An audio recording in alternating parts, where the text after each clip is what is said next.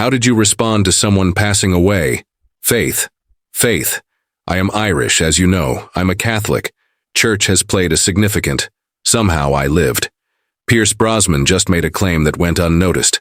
Coming up, the ex-James Bond star is 71, preparing for anything. His first wife died from ovarian cancer at age 43. Then, his daughter died of the same disease at age 41. Now, something has happened that's forcing him to face his greatest fear. The man who competed in the world's most difficult game.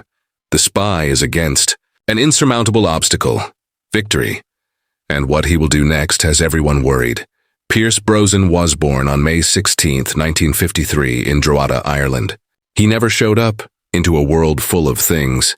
No funds, no family history, and as it turned out, no father. The name of his father's carpenter, Thomas, disappeared at the start of Pierce's. His face was lost in his life, either his presence or his voice. It was comparable to he had just vanished. The mother, May, was left to handle the weight. Her occupation was nursing, and she held together. A life had already begun to break down. But in 1957, she made a tough choice. She moved to London to look for work, leaving 4-year-old Pierce abandoned in Ireland. She had no option. But that decision created a new hole in Pierce's childhood.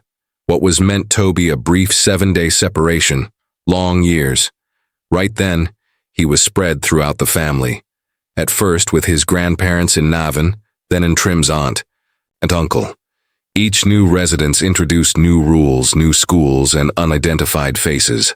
Pierce left, long enough to gain acceptance. He learned how to keep quiet, to observe, and to stay alive. He was always the new kid, the outsider. Teachers saw anything in him. Despite his intelligence, he was a recluse. Always.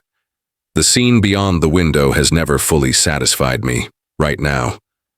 Then everything was different in 1964. He moved to Green.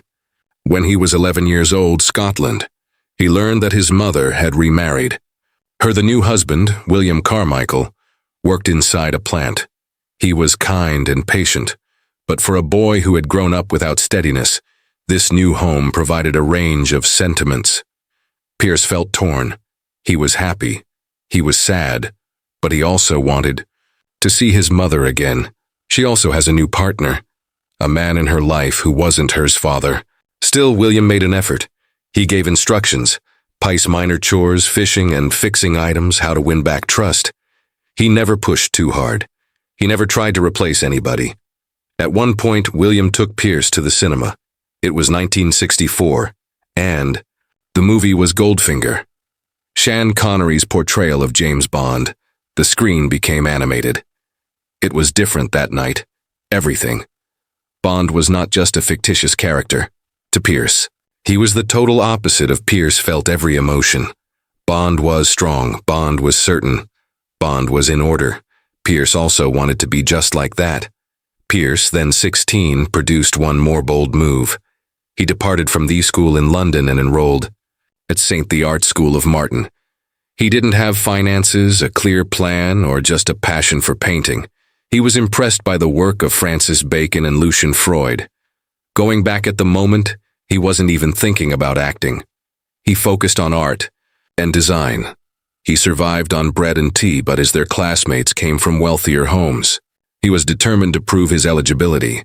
But fate had other plans.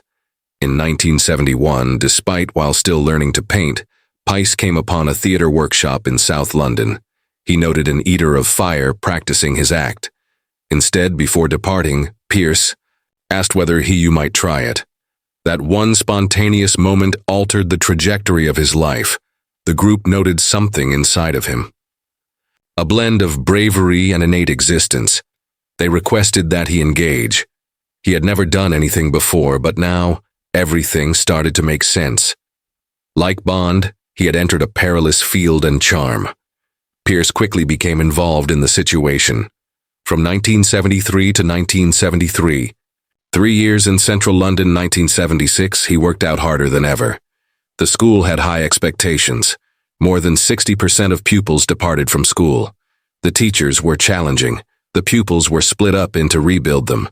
Some people quit up. Some had breaks down, but Pierce pressed on. He worked part-time. He did some study, Shakespeare.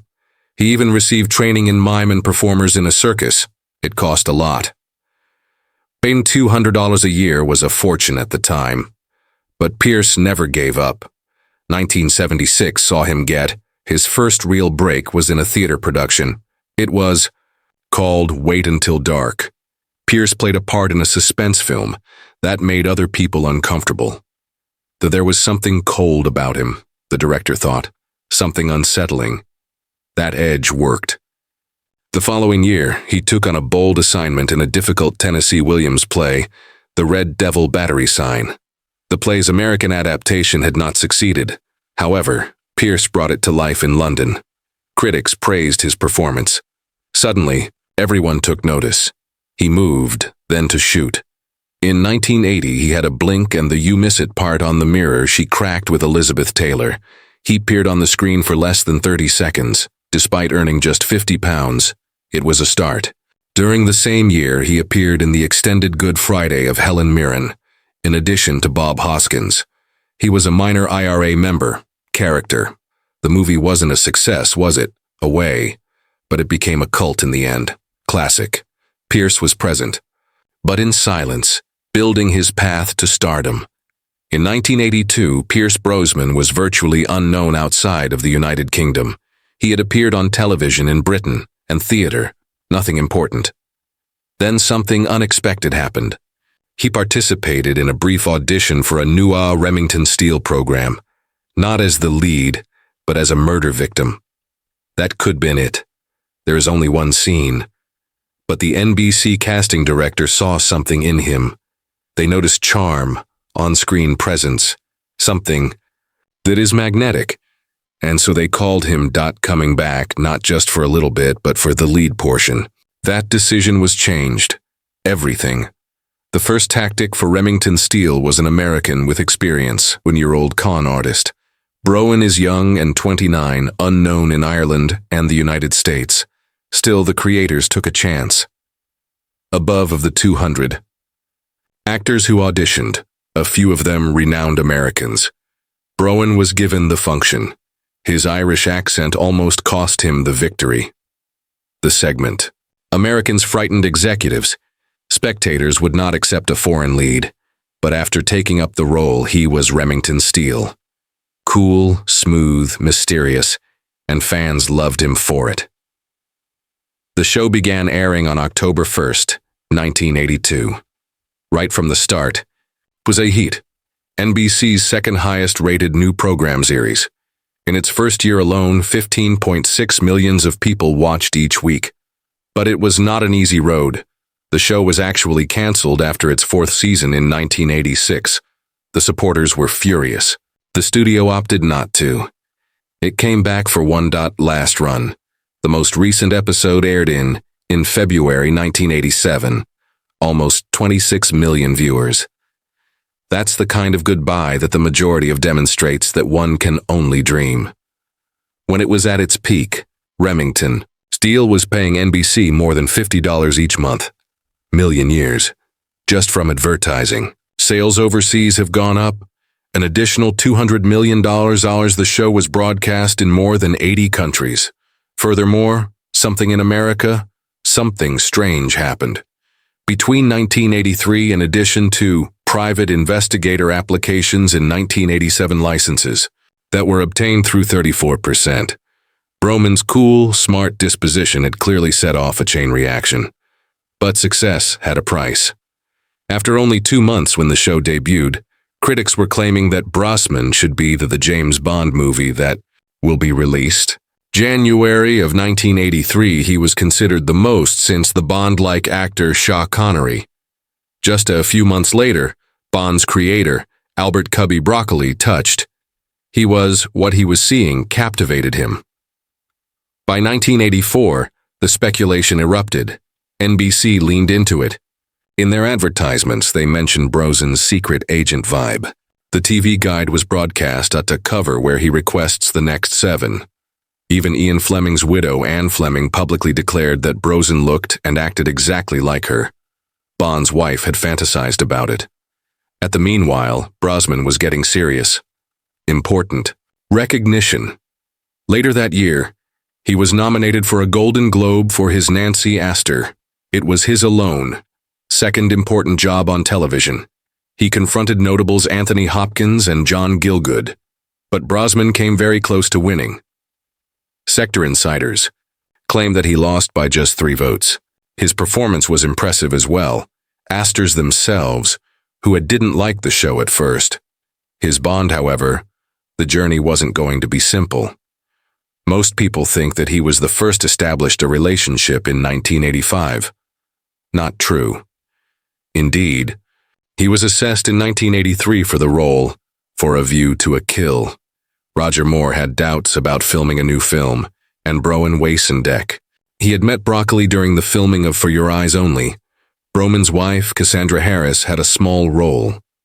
Broccoli looked at him, then said, the statement, "He's my guy if he can act." Nevertheless, there was a panic in the studio. Moore was shown a massive payment of almost $3.5 million to return. As a result, Broman's shot was delayed. Again. But in 1986, things worsened. Remington Steele, the business, had been cancelled. But when it was discovered that Brazen might be the next Bond, the show's ratings skyrocketed. NBC saw a chance. The cancellation was revoked and asked for a short 5th season. Broman was still subject to the agreement's conditions. Thus, he couldn't produce a Bond film. It was unkind. He was notified after being linked to Bond had manipulated him. He was stuck. The current Bond overshadowed a previous one. Even Steven Spielberg called Brazen after GoldenEye offered the part. Broen said no, from Jones, Indiana, to stay loyal to Bond. That decision, it's likely that he spent $50 million on it, showed that he was committed to the role. Everything seemed perfect until it arrived. He was filming in the Bahamas in 2004. He would follow the sunset. Life was lovely. Finished 4 Bond films that earned $1.4 billion. He was in very good health, training and creating concepts for Bond 21 pitches.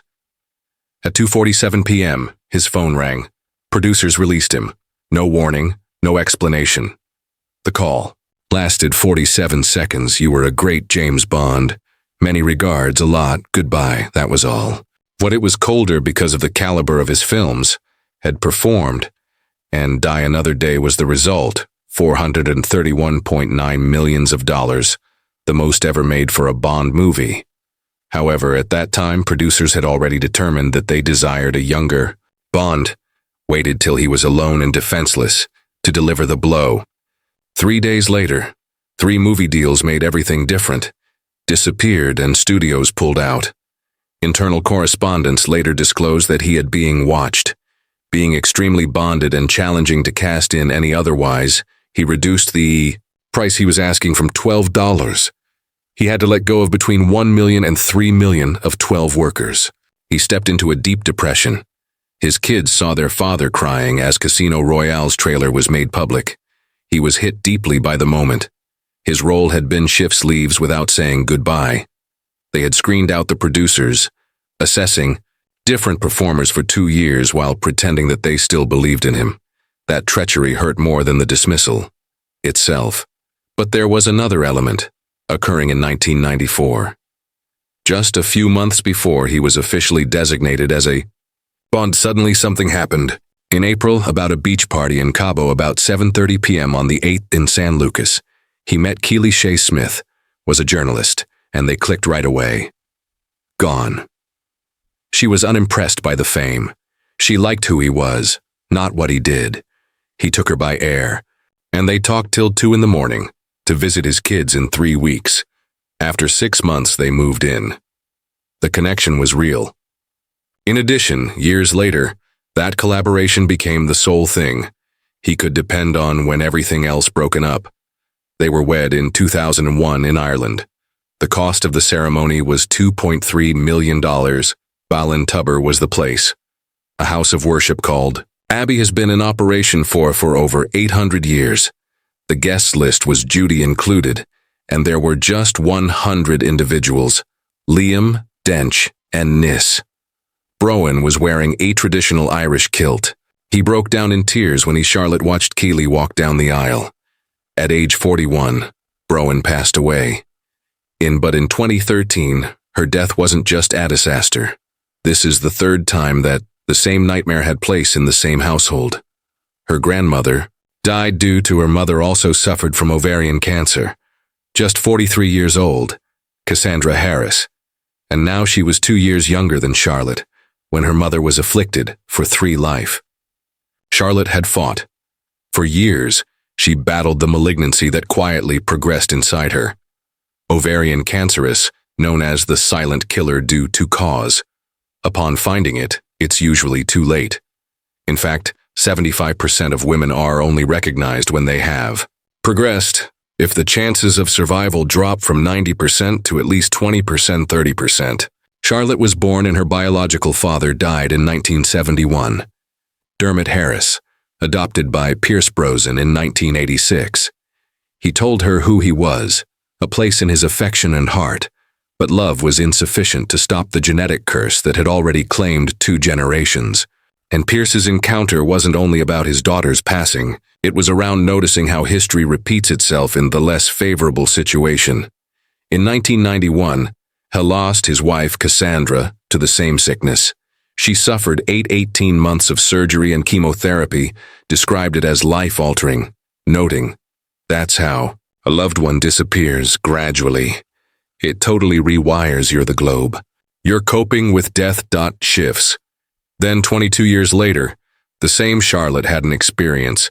At the 2014 Pierce, a stand-up to cancer fundraiser when he took the stage, he gave it his all. "I had the kind, strong, and beautiful hand of my first wife, Cassie, as she also died of ovarian cancer. Soon. Furthermore, just a year ago, I hosted the hand of my cute, funny child. Charlotte also lost her life prior to this wretched genetic disease." It wasn't just fresh grief. There was trauma everywhere, again, deep, dark, and familiar. One of Pierce's closest friends, Royan, said it so well. Charlotte's disease did have a dark side. Pierce was repeating the entire experience. He had found love again. He and Keely were married. Shaye Smith introduced a brand new family with 2 sons, Paris and Dylan. But when Charlotte was ill, everything changed. Back. Every memory, every vulnerable moment. He was hopeless. It was Royland who said it. But even in the middle of Healy, was there for him during all of that pain, preserving his unity. Then came the cruelest twist. Charlotte got married. On June 14, 2013, she declared, "I do," to Alex Smith, her longtime partner. A few weeks later, she disappeared. June 28, 2013, on a Friday afternoon at exactly 2:00 p.m. In London, she passed away. She was surrounded by Alex, her 2 children, 15-year-old Isabella, and 8-year-old Lucas, and her brothers Christopher and Shaw. She was born in London. She acquired acting skills there, and her life ended at that point. Pai released a succinct statement after her deed. Charlotte fought cancer with grace and compassion, courage, and honor. She has tremendous strength. She made arrangements even in her final weeks, her marriage. She wanted her children to acknowledge the continued importance of love. Her 15-year-old daughter, Isabella, lost her mother's manor, Charlotte's, as soon as Cassandra was diagnosed. Lucas was Pierce's son. Sean is 8 years old, had been when his mother had died. The echoes was almost too true to history, and harsh. Friends claim that Charlotte was the kind of mom who sacrificed everything for her kids. Her pal Claire Beckwith remembered that she said she didn't care about doing any more. "This is my," she said, "family. I want to give them as much love as you I." Then all of a sudden, following his marriage, Alex Smith transitioned from widowed within 2 weeks. Now he needed to raise 2 children who have just seen their mother disappear. Pierce is now a grandfather, intervened and started to mourn once more, but making an effort to be strong for those forgotten. But a few of Charlotte's siblings were able to cope. Christopher Brosnan fell heavily. Observing Cassandra's passing in 1991, he was only 19. He held promise. He contributed to the Pierce's Bond films, such as Tomorrow Never Dies and The World Is Not Finished. Enough. However, the pain overcame him. By 1996, he had been fined $1,000 for driving under the influence. Driving. A year later, he was taken into custody for 3 months to do it again. Then came drugs, heroin, and GHB. He went down outside a London nightclub and went into a coma. In 2012, at the age of 32, he was arrested again, this time for heroin use, possession. He was now a part of the Brixton's drug scene, a long way from Hollywood, very different from who he used to be. June in 2024, Christopher appeared in public for the first time. Take care of 20 years. The photographers observed him outside a grocery store in London 51, skinny, and by herself. Meanwhile, Keely Shaye Smith had been fighting her own battle. For many years, the press mocked her weight. They showed contrasting the pictures of her before and after youthful appearance with the manner in which she, having a child. There were trolls everywhere on the internet. Pierce refused to accept it. He kept her safe in a now famous post. I love every curve of her body. She is the most beautiful woman, in my view. Furthermore, because she've our 5 children. Keely, who is now 61, lost 100 pounds in 2024. No surgery, no shortcuts, just walking, swimming, eating a full meal, and patience. Most importantly, self-respect. She expressed her gratitude online by writing, "For all my body has made contributions and accomplished 60 years. In August in 2024, she and Pierce commemorated 23 years of marriage. They have been together for 31 years. In tragic, contentious, and depressing times, they stayed strong. At their Pierce called her his anniversary, north, south, west, and east. Keely declared, "You are the most gorgeous, the best, the sweetest individual I've ever encountered." They were just seen near George's side. Clooney's Broadway debut in April 2025. Keely is dressed in a black lace dress. Pierce remains charming and sturdy. Despite whatever the case, he keeps working. He was cast as Dr. Fate in Black Adam in 2022. The director claimed that Pierce possessed the perfect combination of calm and strength. He is still 71 years old, one of the coolest men in Hollywood.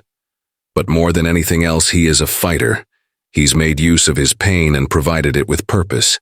He works as an advocate now, a UNICEF ambassador due to 2001. He has taken part in Greenpeace demonstrations, voiced opposition to nuclear experiments, and raised money to advance cancer awareness. He once again skipped the Golden Eye premiere. France is going to be against nuclear weapons. When he said that because Charlotte was sick, he would do it. Anything you want, call, go wherever, and be if he had to. All he wanted was for her to live. Despite his failure to save her, he's still making an effort to save others.